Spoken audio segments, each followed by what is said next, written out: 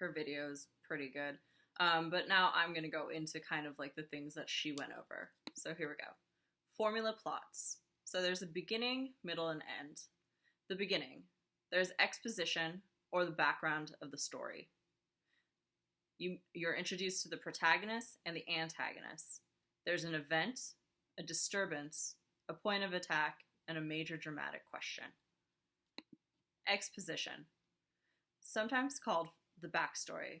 It lets the audience in on what happened to the characters before the play began and what happens between scenes and off stage. A good example of exposition, I'm going to go back to Romeo and Juliet again, is that we know the families are feuding. We don't know why they're feuding. That doesn't matter. We just know they hate each other and they've hated each other for generations, and that kind of sets up the story, but we don't ever see why.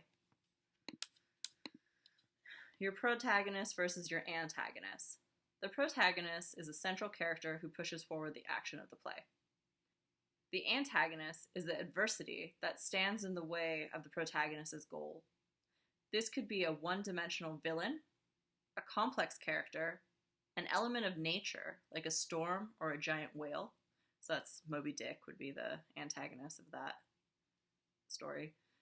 Or it could be the aspect of the protagonist's own character, such as alcoholism or self-doubt.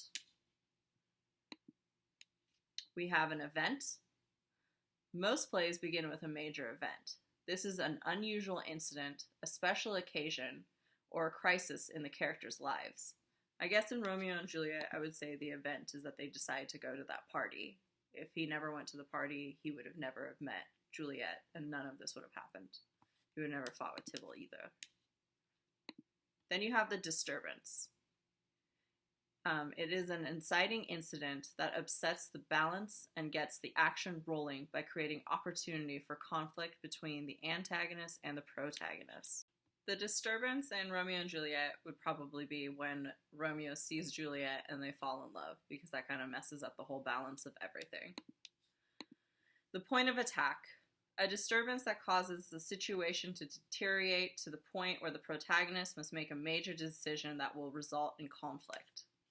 So some argue that both Romeo and Juliet can both be the protagonists. I personally think Romeo is the protagonist. But this could be when they decide to get married, because then they're like, that's it.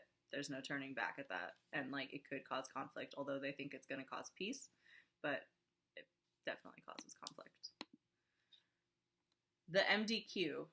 The disturbance and the point of attack cause the major dramatic question. This is the hook that keeps people in the theater because they want to know the answer. The major dramatic question of Romeo and Juliet would be, do they get to be together and live happily ever after? They don't. Formula plots, the middle. In the middle we have the rising action, conflicts, crisis, complications, and the dark moment. Conflict is a struggle of opposing forces in the play, so the struggle between Romeo and Tybalt. The crisis are events that make it necessary for the characters to take action. So Tybalt feels like he needs to take action because Romeo disrespected him by coming to his uncle's house to that party, and then when Tybalt kills Mercutio, Romeo feels like he needs to take action of revenge of his best friend. And then complications are the roadblocks that stand in the way of success. They have their whole family who's against them, and then once he kills Tybalt, Romeo gets banished. All right, rising action.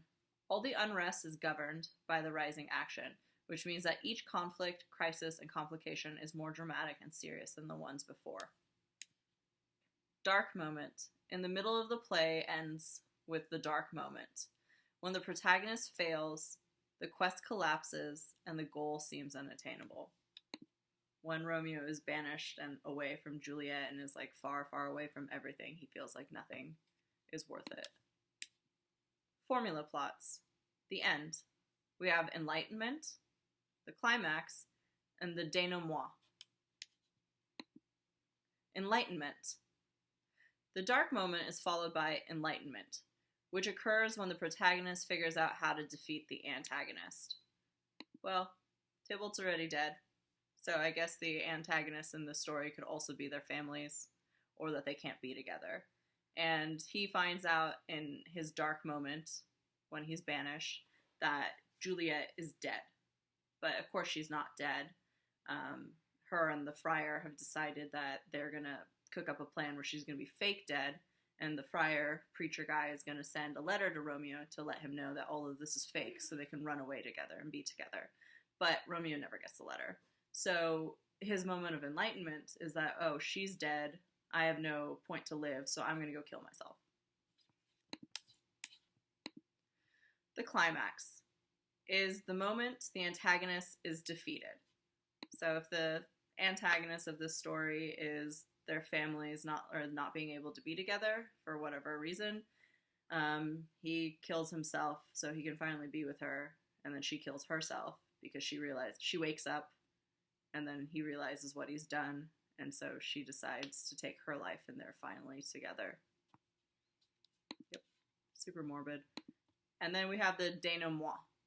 It's the final outcome of the play, a short final scene that allows the audience to appreciate that the protagonist, because of all of the preceding events, has learned some great humble lesson.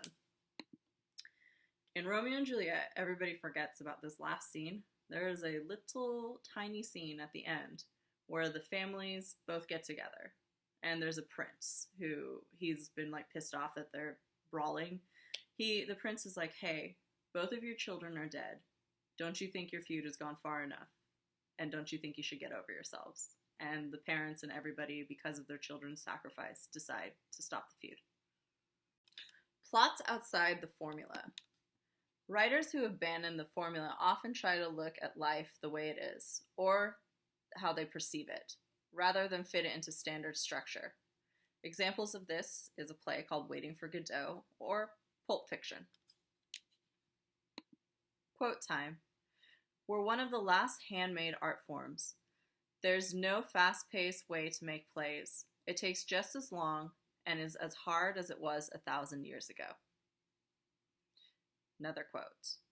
The very impulse to write, I think, springs from an inner chaos crying for order, for meaning, and that meaning must be discovered in the process of writing, or the work lies dead as it is finished. And that's a quote by Arthur Miller. Fun fact, he was married to Marilyn Monroe for a while.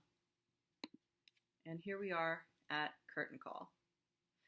In the theater, the playwright is the main primary artist, yet, unlike the actors, directors, designers, or producers, the playwright is the only member of the theatrical ensemble that can be long dead. A playwright's life may be difficult, but they know the joy of sole authorship and find great satisfaction in communicating their ideas without alteration. Until the copyright's over, then we can slash everything we want. But yes, they are protected for a while. Okay, thank you. Don't forget to do your assignment.